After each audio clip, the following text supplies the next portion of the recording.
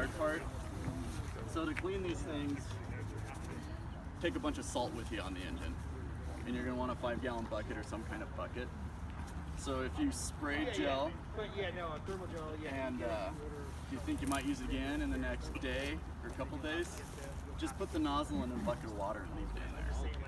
That way you don't have to clean it right away, you don't have to worry about taking care of it, and everything in there is going to stay hydrated. And as soon as you put water through it again, it's going to function.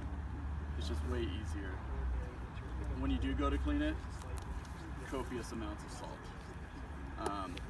and paper towels, because it takes forever. You got to take every little piece apart and make sure you get all the little chunks out of it. So on these nozzles, I was saying these are way better and easier to clean than they used to be. They have this knob on the side, which is the proportioning knob, and it's hard to see, but it says off on it. And then there's a easy job. That's a big hole. That's a big go for me. But yeah, then there's the proportioning, like how heavy you get it out, and then it goes all the way to flush. When you go to flush, you can push this button in. It's actually a button. And what that does is it will redirect the water down through this hose. So you got to turn this nozzle off, and what it says right on it, close to flush. Push that button and you can blast the remaining gel out of it. And then you can also put this into the bucket of water of salt and suck the salt water back up through it. So I'll just show you real quick, just so you know. And if you guys do want to touch it, you can. It's really nasty and slimy and greasy, but It's really enticing. so what the salt does is it kind of breaks it down a It's little like bit. boogers. There's nothing really good that's, Slimy you boogers. don't want to use a chemical, essentially, especially if around someone's property.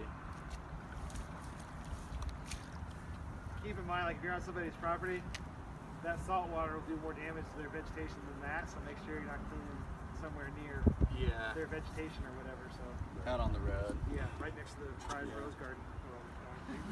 Yeah, we're just gonna leave the. So I didn't tell you guys this, but on this nozzle, you guys have this design, which is the current one. So if you do, it comes off. This piece will screw right on the top of those 1-gallon jugs as well.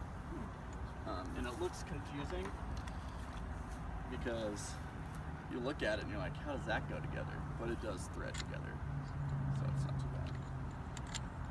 Maybe, now that my hands are slimy.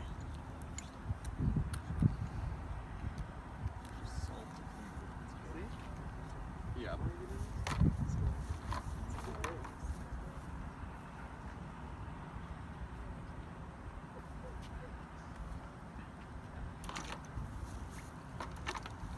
You probably don't have to watch me clean it, but you get it. Just play with this stuff, essentially. It's pretty easy. I know you don't want to use this until you have to, but you can use this nozzle and put it in a bucket and see how it's sucking it, make sure everything's working, which is really good. That stuff can be kind of expensive. We have some old stuff too if you're around and want to just grab some old stuff to play with. Give you some. Hey Steve, in the off season, would you recommend flipping the jugs upside down every once in a while? Yeah, that's a good point. Not even in the off season. This stuff needs to be mixed pretty regularly. Gotcha.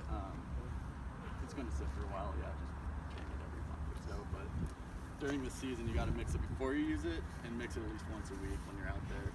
It'll stay functioning way better because it does separate. It separates out into like this goo and this oily stuff on the top, which is kind of weird stuff.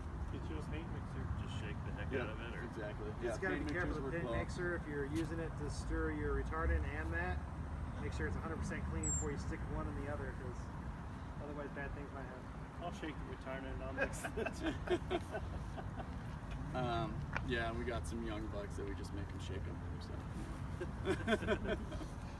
PTs, right? Yeah, exactly.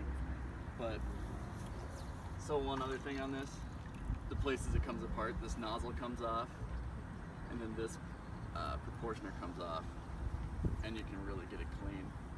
If you run enough water through it, you're fine though. Don't have to completely disassemble it to make sure it's Sometimes you never